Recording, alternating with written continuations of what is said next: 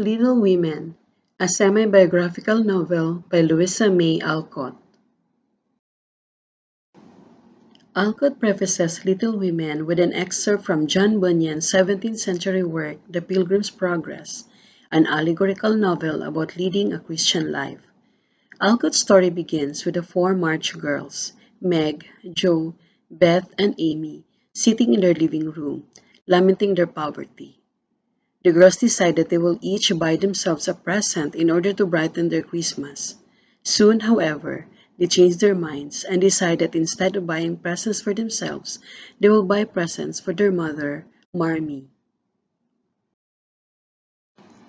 Marmee comes home with a letter from Mr. March, the girl's father, who is serving as a Union chaplain in the Civil War. The letter inspires the girls to bear their burdens more cheerfully and not to complain about their poverty.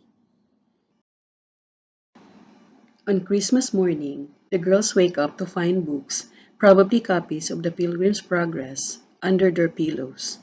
Later that day, Marmee encourages them to give away their breakfast to a poor family, the Hummels.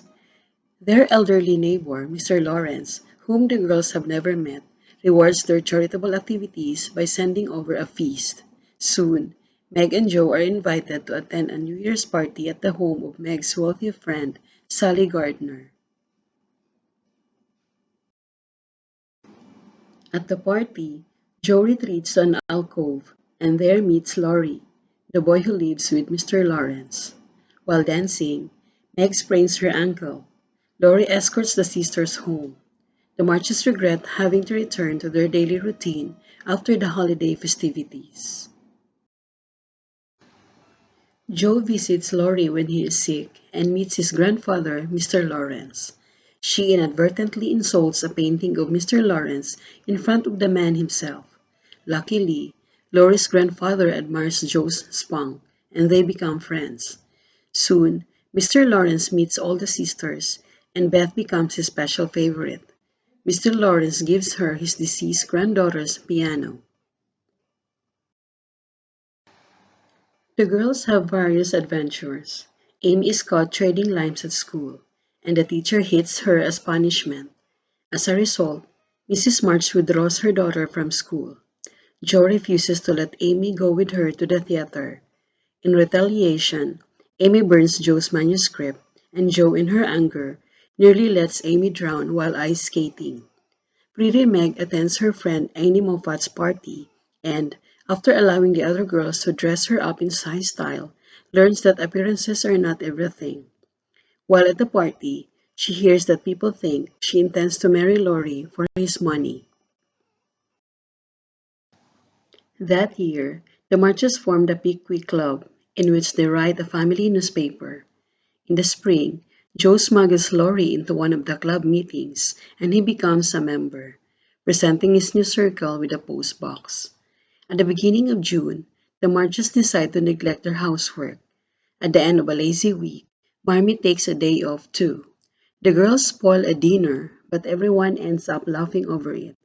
One day, Laurie has English friends over, and the Marches go on a picnic with them.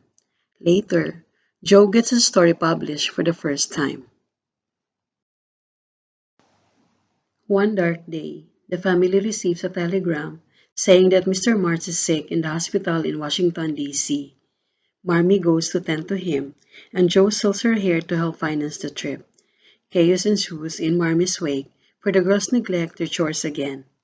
Only Beth goes to visit the Hummels, and after one of her visits, she contracts scarlet fever from the Hummel baby. Beth teeters on the brink of death until Marmee returns. Meanwhile, Amy spends time at Aunt March's house in order to escape the disease. Beth recovers, though not completely, and Mr. Brooke, Laurie's tutor, falls in love with Meg, much to Joe's dismay. Mr. Brooke and Meg are engaged by the end of part 1. 3 years pass before part 2 begins. Mr. March is home from the war, and Laurie is nearly done with school. Soon, Meg marries and moves into a new home with Mr. Brooke. One day, Amy decides to have a lunch for her art school classmates, but poor weather ruins the festivities. Jo gets a novel published, but but she must cut it down in order to please her publishers. Meanwhile, Meg struggles with the duties of keeping house, and she soon gives birth to twins, Demi and Daisy. Amy gets to go to Paris instead of Joe, who counted on the trip because their Aunt Carol prefers Amy's ladylike behavior in a companion. Joe begins to think that Beth loves Laurie. In order to escape Laurie's affections for her, Joe moves to New York so as to give Beth a chance to win his affections.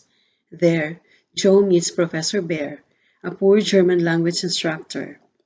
Professor Bear discourages Joe from writing melodramatic stories, and she takes his advice and finds a simpler writing style. When Joe returns home, Laurie proposes to her, but she turns him down. Beth soon dies. Amy and Laurie reunite in France and they fall in love. They marry and return home. Joe begins to hope that Professor Bear will come for her. He does, and they marry a year later. Amy and Laurie have a daughter named Beth, who is sickly. Joe inherits Plumfield, Aunt March's house, and decides to turn it into a boarding school for boys. The novel ends with the entire family happily gathered together, each sister thankful for her blessings and for each other.